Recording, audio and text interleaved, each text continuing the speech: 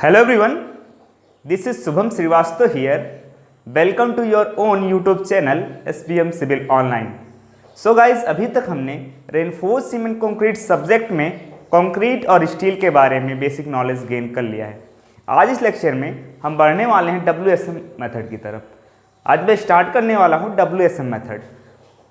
हमको मालूम है कि डिज़ाइनिंग के दो मेथड्स हमारे सब्जेक्ट में दिए गए हैं, WSM मेथड और लिमिट स्टेट मेथड। सबसे पहले मैं WSM मेथड स्टार्ट कर रहा हूं और आज इस लेक्चर में हम डिस्कस करने वाले हैं इंट्रोडक्शन टू WSM मेथड। उसके बाद हम पढ़ रहे होंगे assumptions involve in WSM method और उसके बाद हम डिस्कस करने वाले हैं किस तरीके से परमिसिबल स्ट्रेस की वैल्यू कंक्रीट और स्टील के लिए दी गई है in case of WSM method हमारे कोड में। सो गाइस, जैसा कि आप जानते हैं कि डिजाइनिंग के दो मेथड बेसिकली हमको पढ़ने होते हैं, एक WSM और दूसरा लिमिट स्टेट मेथड। अगर WSM मेथड देखें तो WSM मेथड जैसा कि नाम से पता चल रहा है, ये इसका फुल फॉर्म होता है working stress method. Working stress सबसे पहले अगर हम देखें तो यहाँ पे एक टर्म आ रहा है वर्किंग स्ट्रेस। वर्किंग स्ट्रेस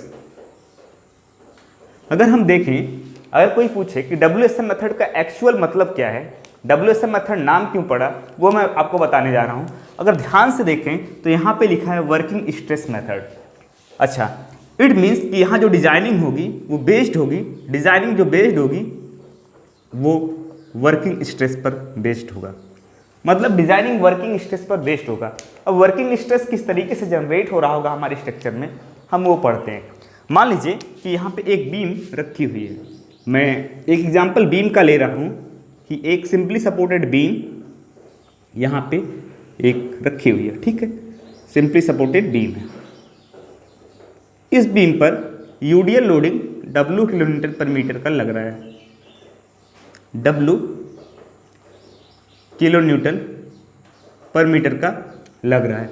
अब होगा क्या गाइस, इस W किलो न्यूटन पर मीटर लोड की वजह से ये बीम बेंड होने की टेंडेंसी रखती है। ये बीम बेंड हो जाएगी। बेंड होने के बाद अगर हम बेंडिंग से बीम की बनाएं, यहाँ लिख दे बेंडिंग हो रहा है, तो बेंड होने के बाद हमारा बीम कुछ इस शेप में आ जाएगा।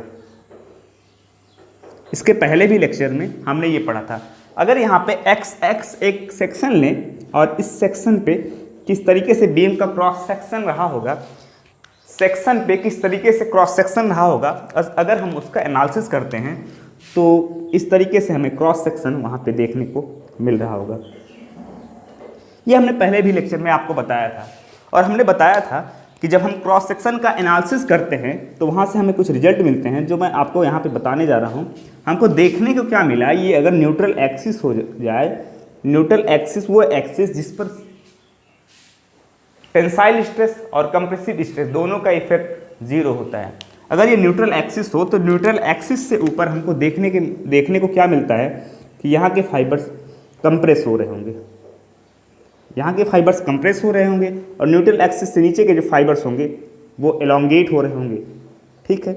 हमने यहाँ तक सीख लिया था इसके पहले भी लेक्चर में। जब यहाँ के फाइबर्स कंप्रेस हो रहे होंगे तो एक चीज़ यहाँ पता चल रहा है कि यहाँ पे कंप्रेसिव स्ट्रेस जनरेट हो रहा होगा। कंप्रेसिव स्ट्रेस, इसको लिख लेते हैं, कंप्रेसिव स्ट्रेस यहाँ पे जनरेट हो रहा होगा। और यहाँ के फाइबर्स अगर टेंशन में जा रहे हैं, एलोंगेट हो रहे हैं, तो यहाँ पे टेंसाइल स्ट्रेस जनरेट हो रहा होगा, टेंसाइल स्ट्रेस जनरेट हो रहा होगा। अच्छा, अब एक बात बताइएगा कि ये लोड जो है, ये लोड, क्या इस लोड की वजह से बेंडिंग आ रहा है?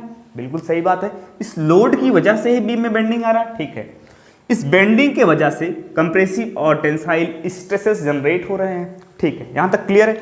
अब ये लोड जो है, क्या ये लोड वर्किंग लोड है? क्योंकि यही तो लोड लग रहा है स्ट्रक्चर पे, वर्किंग लोड। अभी हम, हालांकि बीम का सेल्फ लोड भी होगा, हम उसको कंसीडर नहीं कर रहे हैं, बट इस लोड की वजह से बेंडिंग आया और बेंडिंग की वजह से कंप्रेसिव और टेंसाइल स्ट्रेसेस जनरेट हो रहे हैं। अब हमको अगर बीम का डिजाइनिंग करना है, अगर डिजाइन करना है, तो एक बात बताना कि हमें मेनली किन स्ट्रेसेस से डील करना होगा, कंप्रेसिव स्ट्रेस और टेंसाइल स्ट्रेस, कंप्रेसिव स्ट्रेस और टेंसाइल स्ट्रेस से डील करना होगा, ठीक है।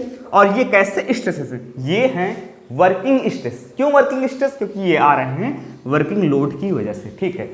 तो हमें समझ में आ गया कि वर्किंग स्ट्रेस मेथड डिजाइनिंग का वो मेथड है जिसमें हम डील कर रहे होते हैं उन स्ट्रेसेस को प्रिवेंट कर रहे होते हैं।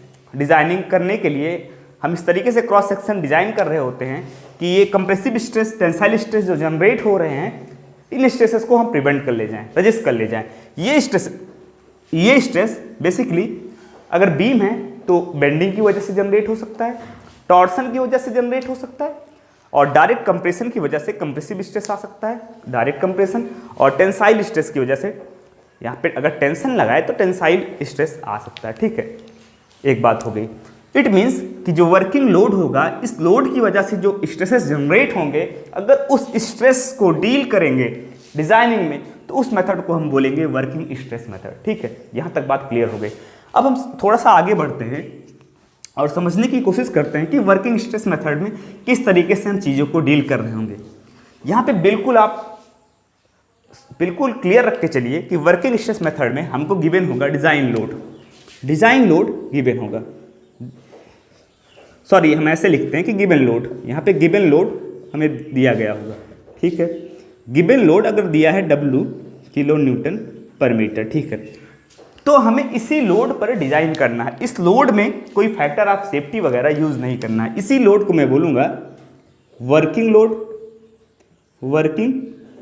लोड, क्योंकि यही लोड तो हमारे स्ट्रक्चर पे लग रहा होगा, या इसी लोड को मैं बोल सकता हूँ डिजाइन लोड, क्योंकि इसी लोड पर मैं डिजाइन करने वाला हूँ, ठीक है। अब एक चीज़ बताना कि अगर कोई सा स्ट्रक्चर मेंबर, मान लो अगर बीम डिजाइन कर रहे हैं, तो बीम को डिजाइन करने के लिए मटेरियल यूज कर रहे होंगे, पक्की बात है। तो मटेरियल का भी कुछ स्ट्रेंथ होगा। अगर मान लें given strength of material,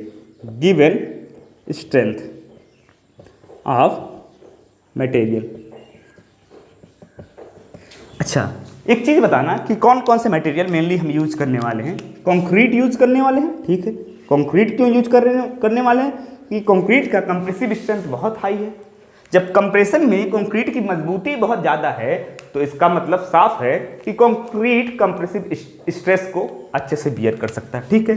steel use करने वाले हैं। स्टील को क्यों यूज करने वाले हैं? क्योंकि स्टील का टेंसाइल स्ट्रेंथ बहुत हाई है और स्टील टेंशन में अच्छी मजबूती रखता है, ठीक है। अब ये बताओ, कंक्रीट की मजबूती दी गई होगी, गिवन स्ट्रेंथ, ठीक है, स्ट्रेंथ होगी, गिवन स्ट्रेंथ होगी, वो कंक्रीट की दी गई होगी FC के, ठीक है। स्टील की जो गिवन स्ट्रेंथ होगी वो होगी FY। बट हम डिजाइनिंग के लिए इस स्ट्रेंथ को यूज नहीं करेंगे।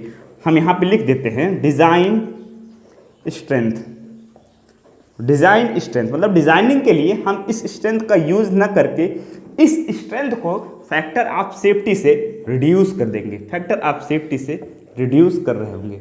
अच्छा, अब इस डिस्कशन से हमें क्या समझ में आता है मैं वो बताता हूँ, ठीक है। लोड दिया हुआ था, उसी लोड पर हम डिजाइन कर रहे हैं, इसलिए नाम है वर्किंग स्ट्रेस मेथड। क्लियर हो गया। अब स्ट्रेंथ मटेरियल का दिया गया था, कंक्रीट और स्टील दो मटेरियल लगा रहे थे। मटेरियल के एक्चुअल स्ट्रेंथ, ये कौन सा गिवन स्ट्रेंथ, कौन सा एक्चुअल स्ट्रेंथ से को हम यूज ना करके डिजाइनिंग में फैक्टर ऑफ सेफ्टी लगाने के बाद मटेरियल की स्ट्रेंथ को हम कंसीडर कर रहे हैं। अच्छा, एक चीज़ बताना, जब ऐसा कुछ हम कर रहे होंगे तो क्या जितना रिक्वायरमेंट एक्चुअल में मटेरियल का है उससे ज़्यादा मटेरियल लगा रहे होंगे ना? बिल्कुल लगा रहे होंगे। अच्छा, चलो मान लो तुमको ऐसा नहीं समझ में आता, ये सारी बातें ऐसी नहीं समझ में आती, तुमको एक कहानी में सुनाता हूँ, ठीक है। बहुत ही इंटरेस्टिंग कहानी है, ध्यान से सुनिएगा। ये आप हो, ठीक है, ये आप हो, लिख लेता हूँ आप हो, ठीक है, ये आप हो, ठीक है, आप हो, ये ठीक है, ये आप हो। आपका पंगा हो जाता है एक लंबे चौड़े इंसान, 6 फुटी इंसान से पंगा हो जाता है। जिम सिम रोज जाता है, ये पंगा हो गया इससे। अच्छा, आपने पता किया कि यार इस इंसान की जैसे पंगा हो चुका है, इसकी मजबूती कितना है, तो आपको पता चला कि इसकी मजबूती 4 नॉर्मल पर्सन के बराबर है, ठीक है। मतलब इसकी स्ट्रेंथ 4 नॉर्मल पर्सन के बराबर है। आपने अपना स्ट्रेंथ पता किया तो आपको पता चला कि हमारा स्ट्रेंथ 2 नॉर्मल पर्सन के बराबर है, ठीक है, नॉर्मल पर्सन के बराबर है। अब इसका पंगा हो चुका है, अब क्या करना, इससे निपटना है तो आप कॉल करते हैं, किसको कॉल करते हैं, आप किसको कॉल कर रहे होंगे, आप मोबाइल से कॉल कर रहे होंगे अपने फ्रेंड को, आपका फ्रेंड आता है बिल्कुल आपके जैसे ही है और उसकी भी मजबूती कैसी है, 2 नॉर्मल पर्सन के बराबर है, ठीक है, नॉर्मल पर्सन के बराबर है। आप बोलते हो यार हम दोनों की स्ट्रेंथ 2 नॉर्मल पर्सन के बराबर है, तो टोटल मिलके हम हो जाते हैं 4 नॉर्मल पर्सन के बराबर, 4 नॉर्मल पर्सन के बराबर, ठीक है। और ये 4 नॉर्मल पर्सन के बराबर खुद मजबूती रखता है। अगर हम इस ग्रुप से और इसका अगर पंगा होता है तो क्या ऐसा हो सकता है कि दोनों में से ये ग्रुप जीत जाए, ऐसा हो सकता है ये अकेले जीत जाए, और ऐसा भी हो सकता है कि कोई भी ना जीते, क्योंकि दोनों की मजबूती सेम है। तो आपका दोस्त जो है ये होशियार है, बोलता है यार सब ये बताओ तुम बोल रहे हो 2 पर्सन के बराबर मेरी मजबूती है, ऐसा करो ना कि तुम अपनी मजबूती घटा बोलो ऐसा है कि 1 पर्सन के बराबर है, एक्चुअल में 2 के बराबर है बट मानो तुम 1 ही के बराबर है। ठीक, कहता ठीक है, कहता ठीक है तो मेरी भी मजबूती 1 के बराबर है। तो कहता कि यार अब हम दोनों मिलके सिर्फ 2 के बराबर हो गए। कहता नहीं, ऐसा करते हैं ना, कॉल करते हैं फिर से, इसको कॉल करते हैं अपने फ्रेंड को कॉल करता है और 2 फ्रेंड और बुला लेता है सेम ऐसे, जिनकी मजबूती 2-2 के बराबर है। अब टोटल बताना एक्चुअल में 2-2 के बराबर है लेकिन 1-1 कंसीडर करके चल रहे हैं। अब बताना एक्चुअल इस ग्रुप की मजबूती कितनी हो गई, 2 पर्सन के बराबर, 2 पर्सन के बराबर, 2 पर्सन के बराबर, 2 पर्सन के बराबर, 8 पर्सन के बराबर हो गया। बट जो कंसीडर करके चल रहे हैं मजबूती अपनी, जो कंसीडर करके चल रहे हैं वो कितनी है, 1 2 3 4 और ये 4 इक्वल है। अब बताना अगर इस ग्रुप का पंगा इससे होता है तो ये ग्रुप जीत जाएगा ना। अब सारी कहानी फिर से रिलेट करना तुम स्ट्रक्चर से, ठीक है, सब्जेक्ट से रिलेट करना इसी कहानी को।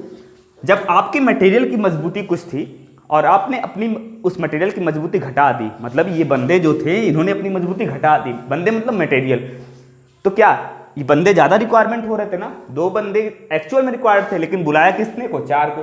तो सेम उसी तरीके से जब आप मटेरियल की मजबूती रिड्यूस कर देंगे तो ज़्यादा मटेरियल इनडायरेक्टली आप यूज कर रहे होंगे, ठीक है। इतनी बात समझ में आ गई, ठीक है। तो लिखते हैं वर्किंग स्ट्रेस मेथड में कुछ एक पॉइंट है, इंपॉर्टेंट पॉइंट है, उनको सबसे पहले हम लिख लेते हैं।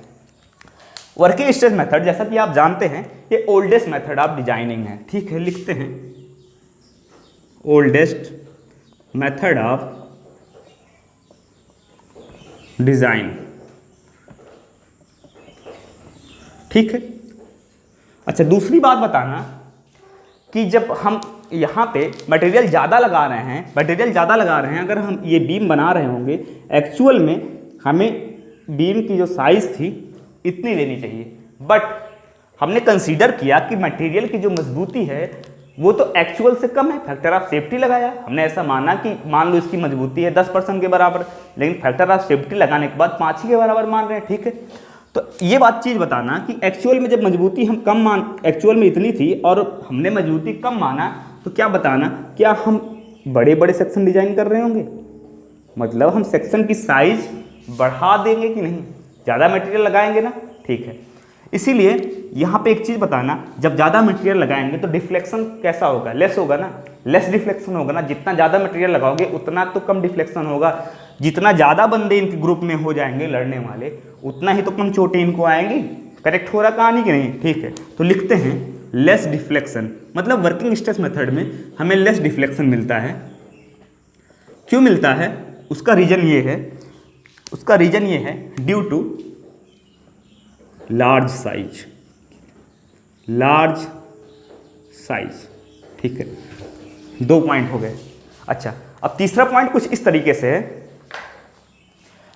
एक चीज बताना, जब हम मटेरियल की मजबूती रिड्यूस करके चल रहे हैं, मतलब अगर यहाँ पे स्टील लगा रहे होंगे, स्टील की जो एक्चुअल में मजबूती थी उसको हमने फैक्टर ऑफ सेफ्टी से रिड्यूस कर दिया। तो एक चीज़ बताना, एक्चुअल में स्टील की मजबूती को जब हम रिड्यूस कर रहे हैं तो क्या पूरी मजबूती यूज होगी, नहीं होगी ना, ठीक है।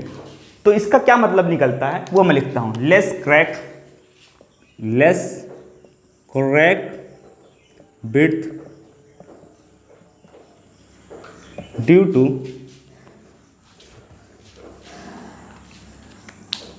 ड्यू टू permissible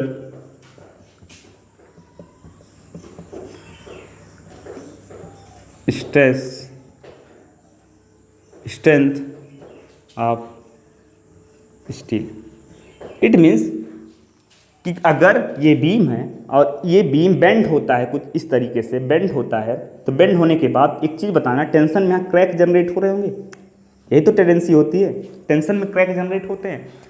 अब एक चीज़ बताना, टेंशन में स्टील यहाँ पे लगा हुआ है, अब स्टील की एक्चुअल जो मजबूती थी उससे कम मजबूती हम लेके चल रहे हैं, उससे कम मजबूती जब हम लेके चल रहे हैं तो एक चीज़ बताना कि इनडायरेक्टली हम स्टील थोड़ा सा ज़्यादा लगा रहे होंगे, जो एक्चुअल में रिक्वायरमेंट है उससे ज़्यादा स्टील यूज़ कर रहे होंगे, क्योंकि एक्चुअल में जो मजबूती थी उसको रिड्यूस कर चुके हैं। अगर इसकी मजबूती मान लो 10 किलो न्यूटन रही हो और हमने रिड्यूस कर दिया जब फैक्टर ऑफ सेफ्टी लगाने के बाद, तो 5 किलो न्यूटन ले रहे होंगे। एग्जाम्पल दे रहा हूँ, ये कैसे कंसीडर कर लो तो ठीक है। तो इसका मतलब क्या होगा कि अगर यहाँ क्रैक जनरेट भी होगा तो उस क्रैक की विड्थ कैसी होगी, लेस होगी, क्रैक की विड्थ छोटी होगी, ठीक है। तीसरा पॉइंट समझना, low percentage of steel due to large size. ये मैं क्या बोल रहा हूँ, मैंने बोला कि जब आपको एक्चुअल में इतना ही डेप्थ देना था अपने स्ट्रक्चर का, अगर मैं बीम बोलूँ, बट आप इनडायरेक्टली फैक्टर ऑफ सेफ्टी लगाने के बाद जब डिजाइन कर रहे हैं तो आप ये डेप्थ दे रहे हैं, ठीक है, ये डेप्थ दे रहे हैं, तो जब आप डेप्थ बढ़ा दोगे तो एक चीज़ बताना, स्टील की रिक्वायरमेंट अपने आप बढ़ जाएगा कि नहीं, स्टील की रिक्वायरमेंट अपने आप बढ़ जाएगा। क्यों कि डेप्थ बढ़ा दोगे तो मोमेंट रेजिस्टेंस कैपेसिटी बढ़ जाएगी। कैसे बढ़ जाएगी, M/I equal to sigma by Y, M equal to sigma Y I, मतलब इसे जेड बोलते हैं, ठीक है। जितना डेप्थ होगा, डेप्थ पे डिपेंड कर रहा है ना M, जितना डेप्थ होगा उतना ज़्यादा मोमेंट रेजिस्टेंस कैपेसिटी होगा, और जितना ज़्यादा डेप्थ खुद ही रजिस्ट कर ले रहा है, इसकी डायमेंशन ऐसे तुम बना चुके हो कि मोमेंट को खुद ही रजिस्ट कर रहा है, तो कम स्टील की रिक्वायरमेंट पड़ेगी। क्लियर हो रहा ना, ठीक है। तो ये कुछ एक पॉइंट थे जो मैंने लिख दिया है, आप इनको पढ़ सकते हैं। ये ऐसे तो कोई बहुत इंपॉर्टेंट नहीं है, बस इंट्रोडक्शन के लिए मैंने लिखा है। इसके बाद हम स्टार्ट करने वाले हैं हमारा जो सेकेंड टॉपिक है आज का, वो है हमारा अजम्पशंस। कौन कौन से अजम्पशंस हम एज्यूम कर रहे होंगे जब WSM मेथड से कोई भी स्ट्रक्चर मेंबर डिजाइन कर रहे होंगे। बेसिकली ये जो अजम्पशंस हैं ये हम फ्लेक्सर के लिए पढ़ने जा रहे हैं, मतलब बेंडिंग के लिए पढ़ने जा रहे हैं, इन केस ऑफ बीम के लिए पढ़ने जा रहे हैं, क्योंकि बीम जो होता है उसमें बेंड होने की टेंडेंसी होती है, ठीक है, ठीक है। तो ये अजम्पशंस हम बेसिकली फ्लेक्सर के लिए पढ़ने जा रहे हैं। सो लिखते हैं अजम्पशंस।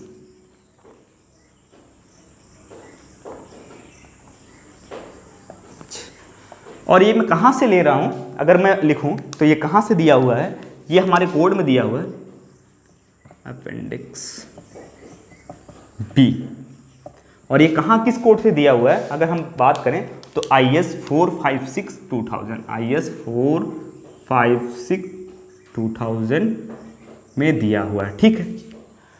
अब किस तरीके से अजम्पशंस दिए हुए हैं वन बाय वन हम पढ़ते हैं। सबसे पहला अजम्पशन ये है, अजम्पशंस ये है कि plane section remains plane after bending. इसका मतलब क्या है वो समझ के चलिएगा। कह रहे हैं कि प्लेन सेक्शन जो होगा वो प्लेन होगा बेंडिंग के बाद भी। क्यों ऐसा होगा जरा सा देखते हैं। मान लो ये बीम रहा है, ठीक है, ये बीम रहा है और ये बीम कुछ इस तरीके से बीम रहा होगा। ये बीम अभी दो सपोर्ट्स के बीच रखा हुआ है, ठीक है, इस पर यूडियल लोड मजे से लग रहा है, ठीक है। अब क्या होगा, इस लोड की वजह से बीम में बेंडिंग आएगा और बेंड होने के बाद हमारा बीम कुछ इस शेप में हमको मिल रहा होगा, ठीक है, ये इस शेप में मिल रहा होगा। इसके पहले वाले लेक्चर में भी डिस्कस कर रखे हैं।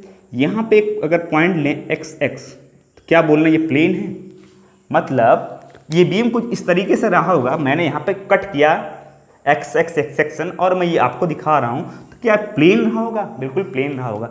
अच्छा ये बताना कि जब ये कुछ इस तरीके से x यहीं रहा होगा ना, x यहीं रहा होगा, ठीक है। जब इस तरीके से बीम बेंड हुआ, जब हमारा बीम कुछ इस तरीके से बेंड हो रहा होगा तो x पर क्या इफेक्ट पड़ रहा होगा।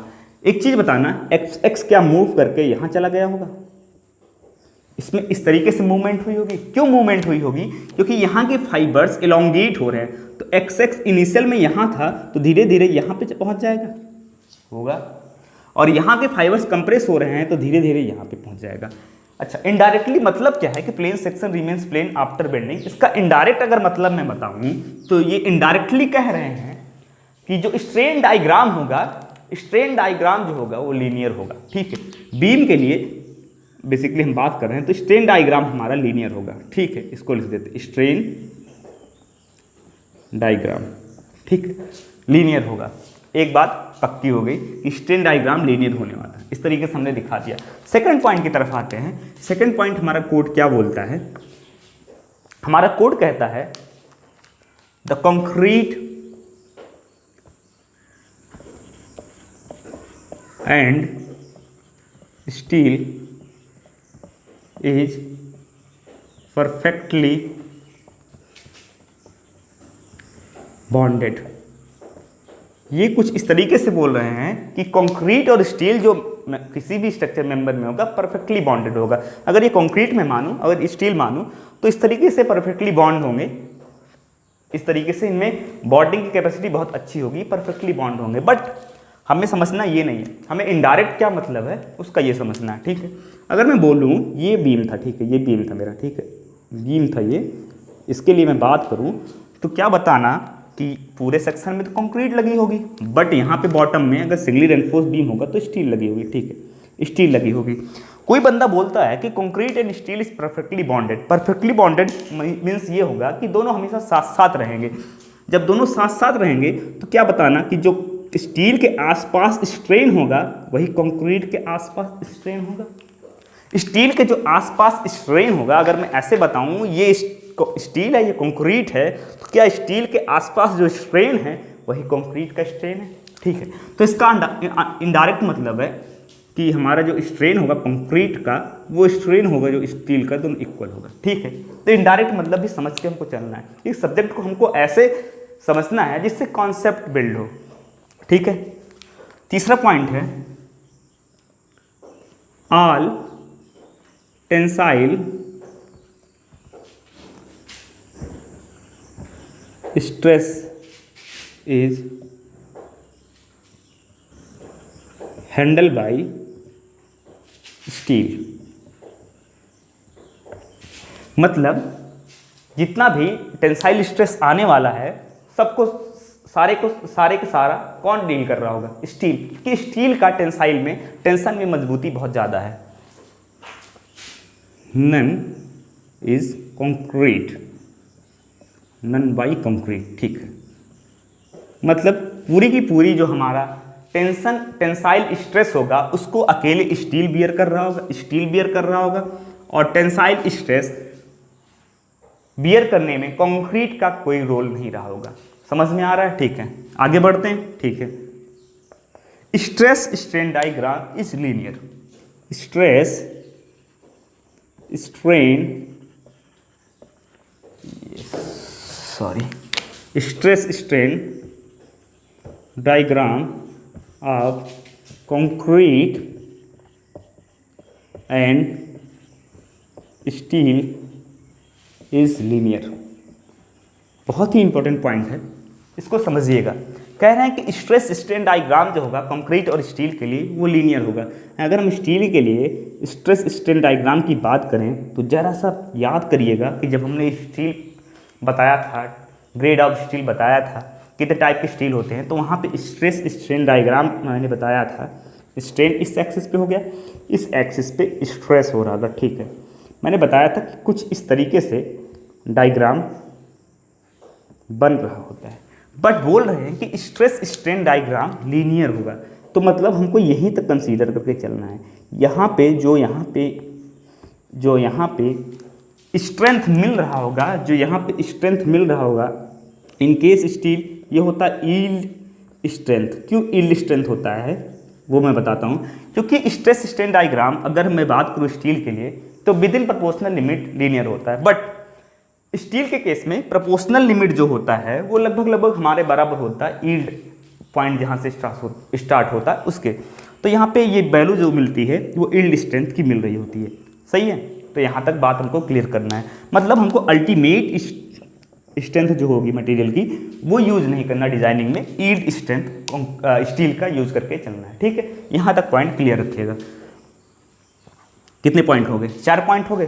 5वां पॉइंट होगा और सबसे मोस्ट इंपॉर्टेंट पॉइंट होगा कि modulus of elasticity for concrete and steel is constant. मतलब इन्होंने बोला है कि भैया मॉडुलस ऑफ इलास्टिसिटी जो कंक्रीट का होगा और जो स्टील का होगा, कंक्रीट और स्टील का जो होगा दोनों, हाँ दोनों कांस्टेंट होगा। ठीक है, दोनों में कोई भी वेरिएशन नहीं होगा, दोनों वेरी नहीं कर रहे होंगे। ठीक है, यहाँ तक समझ में आ गया। ये पॉइंट मैं हटा सकता हूँ। ठीक है, कलर चेंज कर लेते हैं।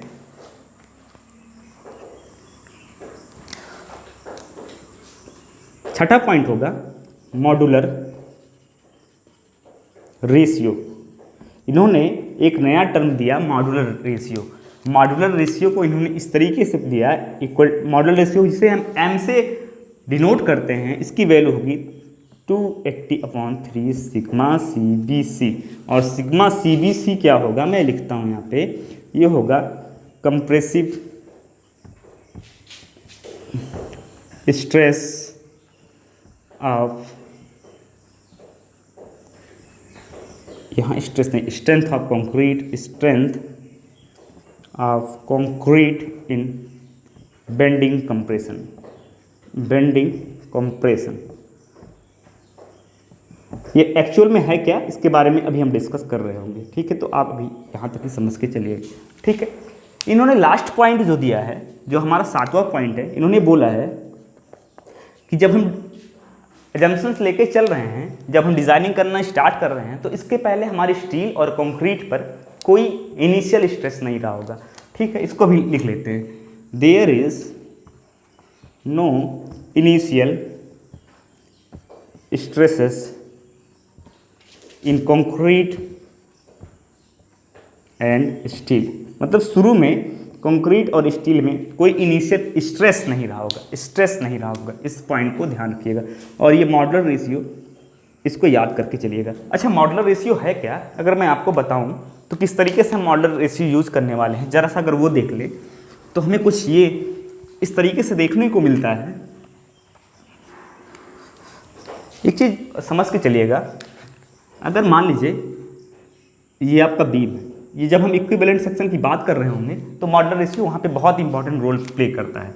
ठीक है, ये हमारा एक बीम है और इस बीम में यहाँ पे स्टील होगा। ठीक है, यहाँ पे होगा स्टील, सिंगली रिइंफोर्स बीम है तो यहाँ पे स्टील होगा। ठीक है, अच्छा ठीक है, बीम होगा। अच्छा, बीम में और कौन सी बातें होती हैं वो भी डिस्कस कर लेते हैं। ये पूरा डेप्थ जो होगा इसे बोलते हैं ओवरऑल डेप्थ। इसे हम डिनोट कर रहे होते हैं कैपिटल D से। ठीक है, कैपिटल D से। अच्छा, कंक्रीट स्टील के अगर CG से लेके यहाँ तक की बात करें तो ये होता है हमारा इफेक्टिव कवर। कौन सा कवर होता है? Effective cover. कौन सा कवर होता है? इफेक्टिव कवर, याद रख के चलिएगा। और जो यहाँ से लेके यहाँ तक की जो डेप्थ होती है, ये डेप्थ जो होती है इसे बोलते हैं इफेक्टिव डेप्थ। इफेक्टिव डेप्थ ये कहीं ना कहीं आप पढ़े होते हैं, इनके बारे में पता होता है। बट यहाँ एक चीज़ ध्यान रखिएगा कि यहाँ से यहाँ तक की डिस्टेंस तो हम इफेक्टिव डेप्थ बोल रहे हैं, बट यहाँ से मतलब स्टील के आउटर फेस से, स्टील के आउटर फेस से, ये स्टील का आउटर फेस हो गया, और यहाँ तक का जो डिस्टेंस होता है, ये डिस्टेंस जो होता है इसे हम बोल रहे होते हैं नॉमिनल कवर। नॉमिनल कवर, ठीक है, इतनी पॉइंट ध्यान रखिएगा। अच्छा, अभी तक हमने क्या पढ़ा है, जो अजम्पशंस पढ़े हैं, अगर मैं उसको यहाँ पे दिखाने की कोशिश करूँ तो यहाँ पे कुछ हमें न्यूट्रल एक्सिस मिल रहा होगा।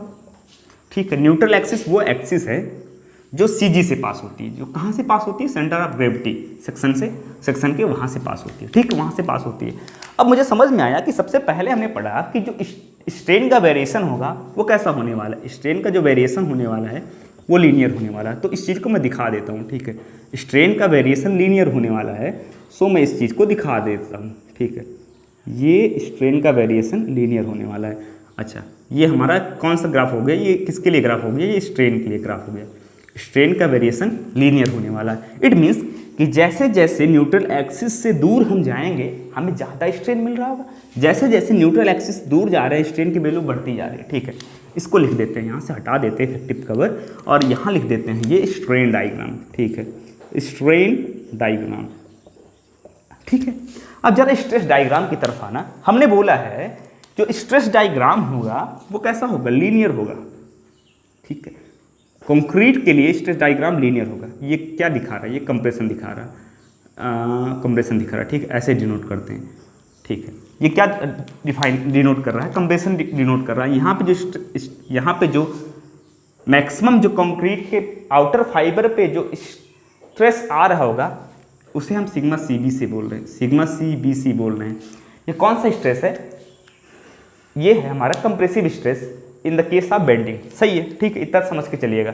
अच्छा, अब हम बात करते हैं, हमने बात किया था कि जो हमारा कंक्रीट है उसका टेंशन में कोई भी रोल नहीं होगा, क्योंकि हमने बोला था कि जितना भी टेंसाइल स्ट्रेस आ रहा होगा उसे कौन डील कर रहा होगा, स्टील डील कर रहा होगा।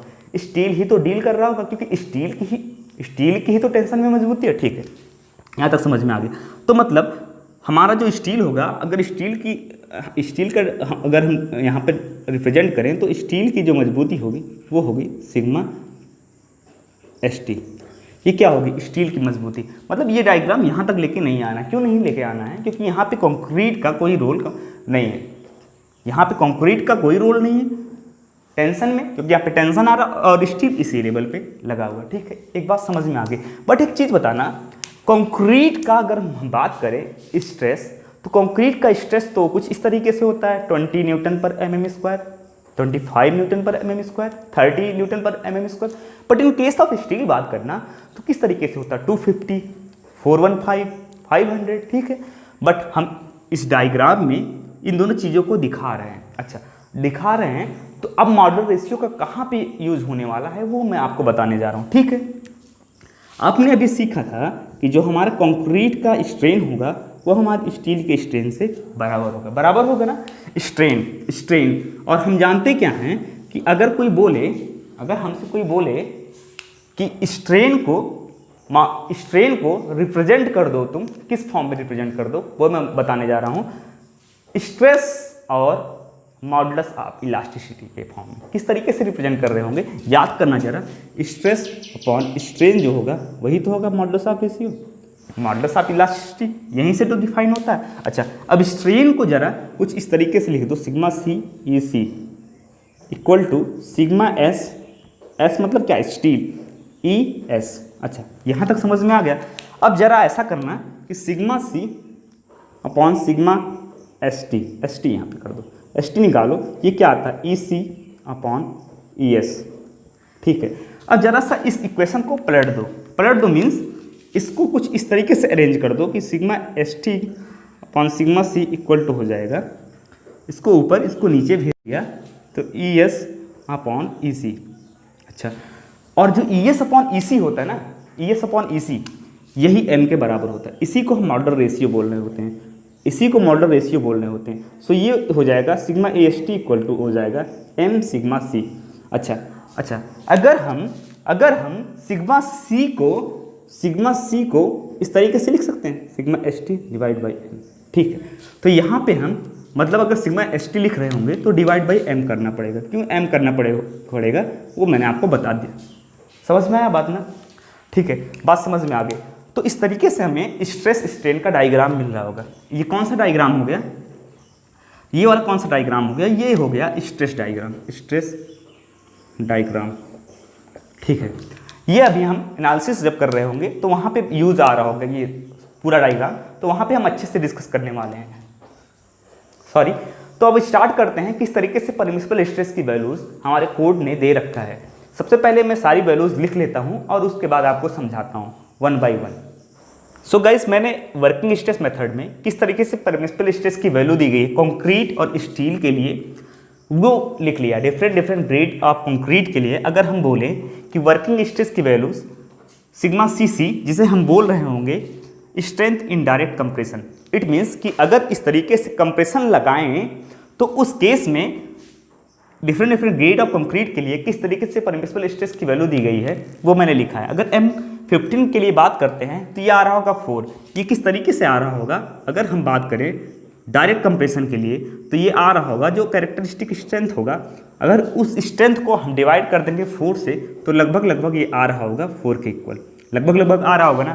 तो ये आप इस तरीके से इस ट्रिक से याद कर सकते हैं। अगर 20 के लिए बात करें तो ये आ रहा होगा 5, अगर 20 डिवाइड बाई 4 करें तो ये 5 आ रहा होगा, किस केस में, डायरेक्ट कंप्रेशन के केस में, ठीक है। 25 के लिए इसी तरीके से ये 6 आ रहा होगा। और ये सारी वैल्यूज जो लिखी गई हैं न्यूटन पर mm स्क्वायर में लिखी गई है, न्यूटन पर mm स्क्वायर या MPa में लिखी गई, ठीक है। अगर M30 के लिए बात करें तो 8 आ रहा होगा, M35 के लिए बात करें तो ये 9 आ रहा होगा। In the case of direct compression, direct compression कहाँ आ रहा होगा, कॉलम के केस में, कॉलम के केस में डायरेक्ट कंप्रेशन आ रहा होगा, ठीक है। अगर बेंडिंग कंप्रेशन की बात करें, अगर हम बीम डिजाइन करते हैं तो वहाँ पे बेंडिंग कंप्रेशन आ रहा होता है। तो उस केस में अगर आपको निकालना होगा कि किस तरीके से सिग्मा CBC पर इंस्ट्रूमेंट स्ट्रेस की वैल्यू दी गई है, हमारे कोड ने दिया है, ये अगर हम बोलें तो ये दिया गया है टेबल नंबर 21 IS 456/2000 में, ठीक है। तो सिग्मा CBC निकालने के लिए इस कैरेक्टरिस्टिक स्ट्रेंथ वैल्यू को आप 3 से डिवाइड कर दीजिए। जैसे अगर दिया गया है 20 डिवाइड बाई 3 करेंगे तो 7 पॉइंट समथिंग 6 पॉइंट समथिंग आता है, तो 7 लगभग हम लेके चल रहे होते हैं, ठीक है। अगर M25 के लिए बात करें तो 8.5 लेके चल रहे होते हैं। अगर 30 के लिए बात करें तो 10 लेके चल रहे होते हैं, और 35 के लिए 11.5 याद कर लेके चल रहे होते हैं। और किस तरीके से याद करना है मैंने बता दिया है, ये मैंने दिखा रखा है कि strength in bending compression sigma CBC आप इस तरीके से रिलेट करके इसको याद कर सकते हैं। इस तरीके से किस तरीके से फैक्टर ऑफ सेफ्टी दिया गया है वो भी मैंने लिख दिया है। अगर स्टील की बात करें तो ये टेबल नंबर 22 में दिया गया है, कहाँ दिया गया है, IS कोड 456/2000 में, ठीक है। टेबल नंबर 21 में दिया गया है। अच्छा, स्टील के लिए अगर बात करें, अगर 20 mm से कम डाया का स्टील है तो Fe415 के लिए जो हम ले रहे होंगे परमिसिबल स्ट्रेस की वैल्यू वो 140 न्यूटन पर mm स्क्वायर ले रहे होंगे। Fe415 के लिए ले रहे होंगे 230। इसे याद रख के चलिएगा, ये बहुत बार यूज होने वाला है, ठीक है। Fe500 के लिए लेके चल रहे होंगे 275, ठीक है। अच्छा, ये वैल्यूज किस तरीके से आई हैं, अगर यील्ड स्ट्रेंथ को हम डिवाइड कर दें 1.78, ये क्या है, एक तरीके से फैक्टर ऑफ सेफ्टी। अगर 500 को 1.78 से डिवाइड करेंगे तो लगभग हमको इतना मिल रहा होगा। अच्छा, 20 mm से ज़्यादा डाया की बात करेंगे तो Fe250 के लिए ये वैल्यू हो जाएगी 230, और Fe415 के लिए Fe250 के लिए 130 हो जाएगी, और Fe250 के लिए हो जाएगी 230, और Fe500 के लिए हो जाएगी 275। किस तरीके से याद करना है वो मैंने बता दिया कि Fe डिवाइड बाई 1.78 करेंगे तो लगभग ये वैल्यूज़ आपको मिल जाएंगी। और अगर आप एक बार देखे रहेंगे तो लगभग कौन सी वैल्यूज़ होगी आप पुट कर सकते हैं, ठीक है। ये तब के लिए था जब डाया 20 mm से कम होगा, ये तब के लिए था जब डाया 20 mm से ज़्यादा होगा। अभी तक मैंने किस तरीके से परमिसिबल स्ट्रेस की वैल्यूज़ हमारे कोड ने दे रखी है डिफरेंट मटेरियल के लिए, कंक्रीट और स्टील के लिए, ये कवर कर दिया है। आप किस तरीके से इसको याद करना है वो भी मैंने बता दिया है कि आप याद रखिए, अगर डायरेक्ट कंप्रेशन की बात होगी तो कैरेक्टरिस्टिक स्ट्रेंथ डिवाइड बाई 4, लगभग अगर ये डेटा एक बार आपने देखा है तो लगभग वैल्यूज़ आएंगी, और क्या वैल्यूज़ एग्जैक्ट हो रही होंगी वो आपको मालूम चल जाएगा, ठीक है। अगर बिल्डिंग कंप्रेशन के लिए बात करते हैं तो कुछ इस तरीके से डिफरेंट ग्रेड ऑफ कंक्रीट के लिए दे रखा है। अच्छा, मैंने इन्हीं 1 2 3 4 5 ग्रेड ऑफ कंक्रीट के लिए इसलिए रखा है क्योंकि यही मैक्सिमम यूज़ कर रहे होते हैं डिजाइनिंग के लिए, ठीक है। टेंशन के लिए किस तरीके से वैल्यूज़ दी गई हैं वो भी मैंने लिख दिया है। गाइस, यहाँ पे एक बात ध्यान दीजिएगा कि अगर एक्चुअल में हमारा मटेरियल जिसकी मजबूती एक्चुअल में स्ट्रेंथ इतना रहा हो, इसको लिख देते हैं, एक्चुअल में इतना रहा हो, तो हम यूज क्या कर रहे हैं, फैक्टर ऑफ सेफ्टी लगाने के बाद इस स्ट्रेंथ को ना यूज करके इस स्ट्रेंथ को यूज कर रहे हैं, ठीक है। इस स्ट्रेंथ को यूज करके चल रहे हैं, ठीक है, यहाँ पे यूज करके चल रहे हैं। ये हम फैक्टर ऑफ सेफ्टी लगाने के बाद इस लेवल पे यूज करके चल रहे हैं। अच्छा, अभी डिस्कशन जो हमने किया वहाँ आपने एक चीज़ और सीखा कि कंक्रीट के लिए जो हमने फैक्टर ऑफ सेफ्टी यूज़ किया था वो हायर था in the case of steel. इसका ये रीज़न है क्योंकि कंक्रीट हम साइड पे बना रहे होते हैं। हो सकता है यूपी में कंक्रीट बन रहा हो तो वहाँ पे अलग टेम्परेचर हो, राजस्थान में बने तो वहाँ पे अलग कंडीशन होगा, अलग टेम्परेचर होगा। But in the case of steel एक कंपनी में, एक फैक्ट्री में बनाई जाती है जहाँ पे साइंटिफिक अप्रोच क्वालिटी कंट्रोल में यूज़ किया जाता है। इसीलिए कंक्रीट में हायर फैक्टर ऑफ सेफ्टी लेके चलते हैं स्टील के कंपेरिजन में। सो गाइज, अभी तक हमने आज के लेक्चर में WSM मेथड का बेसिक कवर कर लिया है। इसके बाद हम शुरू करने वाले हैं एनालिसिस सिंगली रेनफोर्स बीम का। तब तक के लिए आप इस लेक्चर को रिवाइज कर सकते हैं। तब तक के लिए पढ़ते रहिए और लाइफ को एंजॉय करते रहिए। जय हिंद, बाय बाय।